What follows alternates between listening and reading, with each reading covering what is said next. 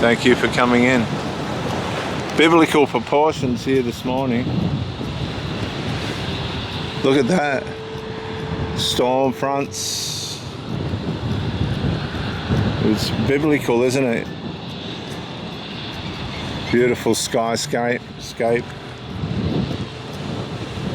I've been speaking and trying to teach you about how it's not your responsibility to be the psychological answer to somebody else's life, and nor is it them for you. But this is happening now in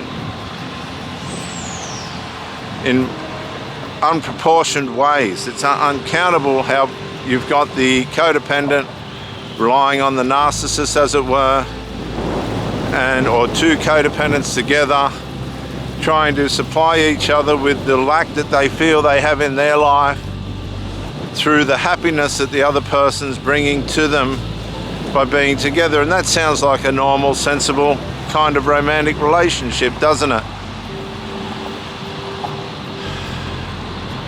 But nobody has the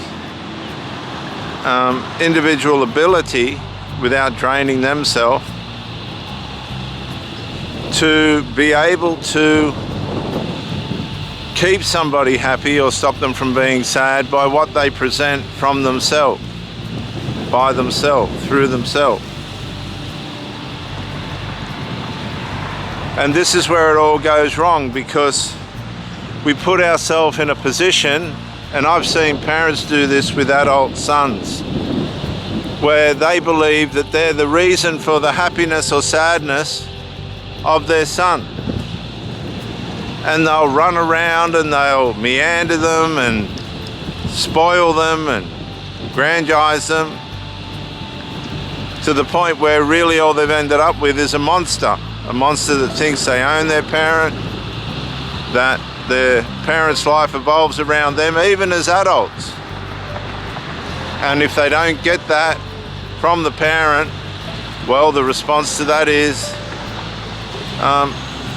a tantrum, as it were, no different to a baby that gets its dummy taken away, but without the crying. It's all covert, and the behavior will pursue. That'll torment the person that's lacking in what the other person wants until there's a breakdown. Somebody gives in and the cycle begins again. This is how evil spirits get into the minds of people, and it's through the formations of the parents to the child, and in a way in which is negative.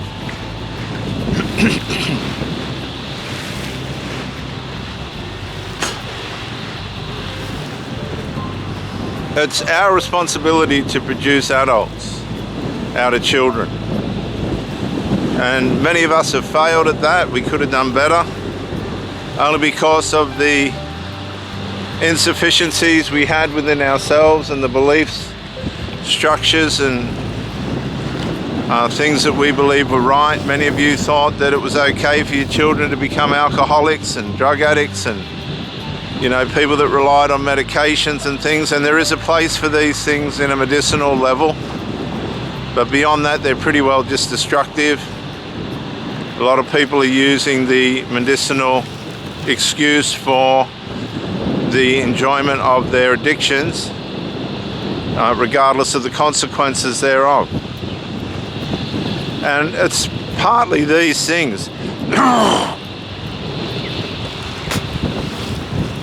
Excuse me, these chemicals and things that are bringing down a lot of relationships, causing death, harm,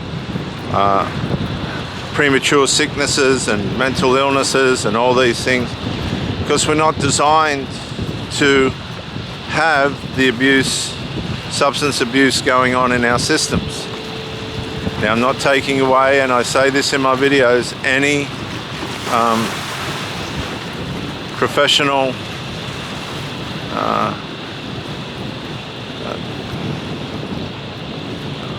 attribution of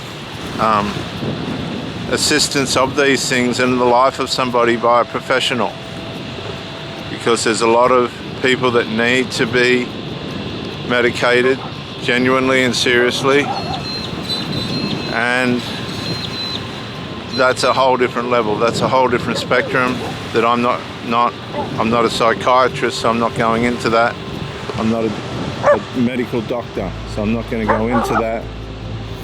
Look at the stance on that little dog. He's such a champion little dog.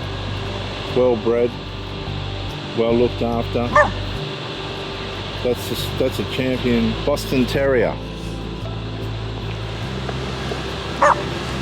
It's when these things are abused. Now, it's when our partner is abused, and a lot of the abuse can come by way of the negligence that comes out of these other abuses. See, abuse leads to abuse. If somebody's abusing themselves, right, by way of careless sex, chemicals and drugs and other things, alcohol and all these other things, if they're doing that to themselves, they're abusing themselves, then at some point they're going to abuse you.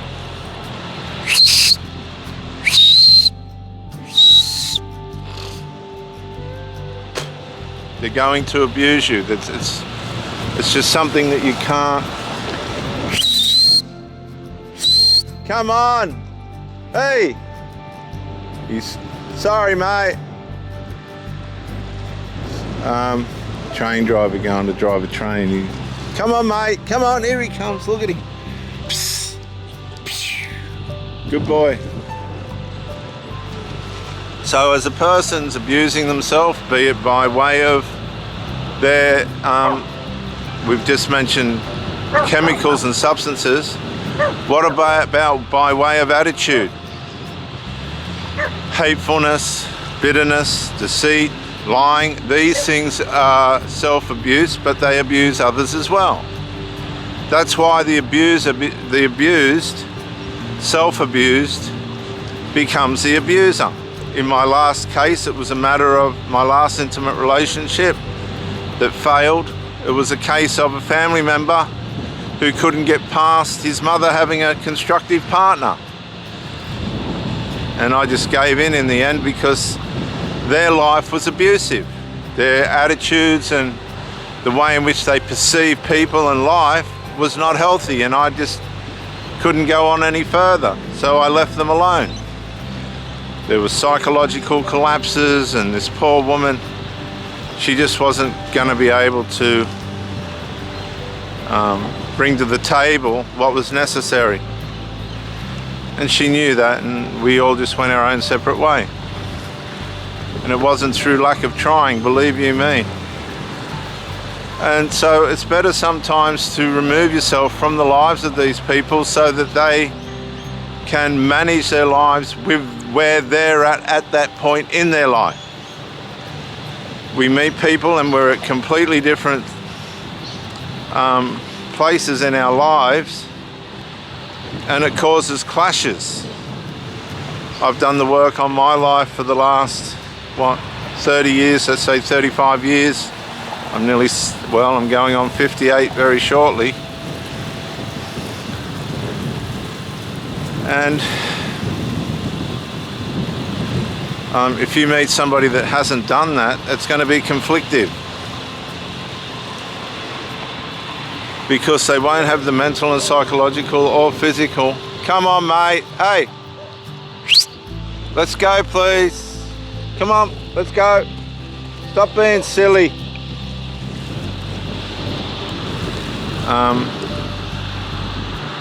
These attributes will clash. I know, because I've tried to have relationships with people that just weren't at the same place in life which I was at. I mean, I paid the price. I'm not the only one, but I am one of the ones that was desperate to avoid evil and be a good partner for the person that I was with.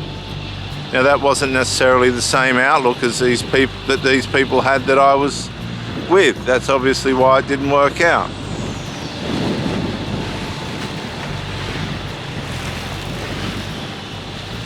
And so you end up in situations where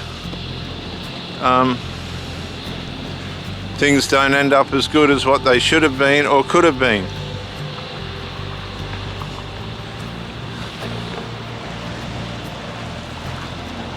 And so it's very important to be aware of compatibility.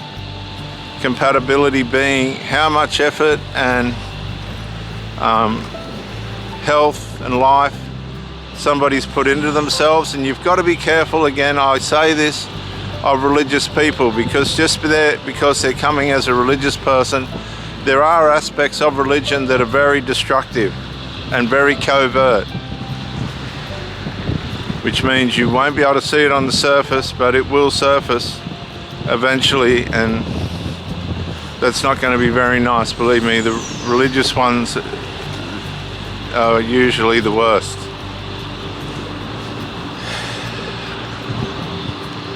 Because they know how to hide behind the guise of God. So you need to be personally aware, starting with yourself. Have boundaries around yourself. Get yourself right. The way you are psychologically, maybe spiritually, physically, how you perceive things. You've got your own identity, and you can turn that into a very healthy and wholesome part of yourself. Then you've got the way in which you treat your body, eat, health and sleep, exercise. And you want to try and, if you can, then you've got people that have assets and don't have assets, and all these things can cause stresses and loss and gain for people. I've had people gain off my assets and then just disappear. Compatibility is a major thing, and it's your responsibility to make sure that you have and find a partner that is completely compatible with where your life is as well.